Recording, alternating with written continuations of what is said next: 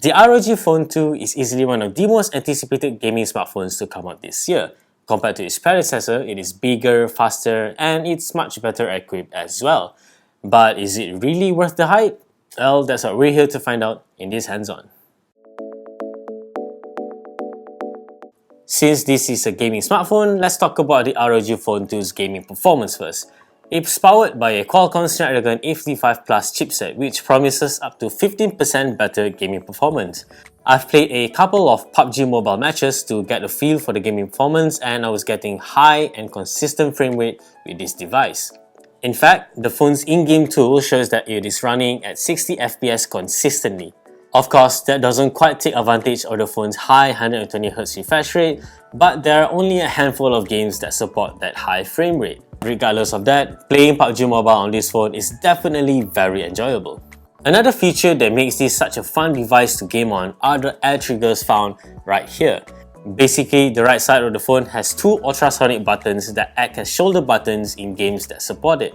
Let's take PUBG Mobile again as an example. I can set the left shoulder button to zoom in on a weapon and then the right button to shoot, and this basically mimics the functionality of an actual controller.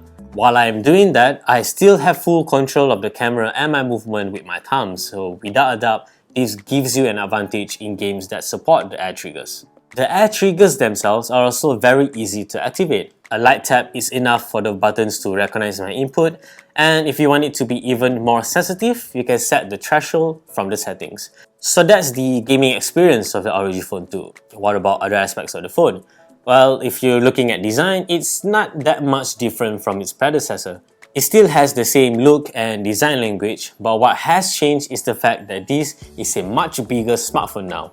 See, its predecessor only had a 6-inch display, but the ROG Phone II comes with a much bigger 6.59-inch 1080p AMOLED panel. On top of that, it's also a heavier smartphone, tipping the scales at 240 grams. The first ROG Phone II, on the other hand, only weighed about 200 grams. Collectively, this makes the ROG Phone II a large and heavy smartphone, so it is quite unwieldy to use as a daily driver. To make matters worse, it's also a rather slippery smartphone. The matte frame is hard to get a good grip on the phone, and the glass back is actually quite slippery as well. Beyond design, I do like the rest of the ROG Phone II. It comes with either 512GB or 1TB of storage for the Malaysian market, 12GB of RAM, as well as an absolutely huge 6000 mAh battery. Besides that, the in-screen fingerprint sensor is very fast too. A quick tap is enough to unlock this phone, which is very impressive for an in-screen sensor. Of course, I need to mention again the ROG Phone II's fast 120Hz display. Thanks to this high refresh rate, everything looks buttery smooth on this panel. Whether I'm just scrolling through the home screen or gaming, you will definitely notice the extra frame rate that the display offers.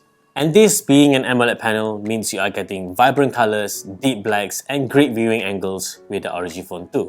When it comes to camera performance, this phone is decidedly mediocre. I mean, this is a gaming smartphone, so you wouldn't really expect it to take great looking pictures.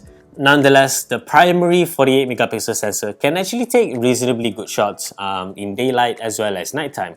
But the 13MP wide-angle sensor, on the other hand, seems a bit more sluggish compared to the main sensor. In any case, I'll need to photograph more with this phone before I can give it a fair assessment, especially in low-light conditions.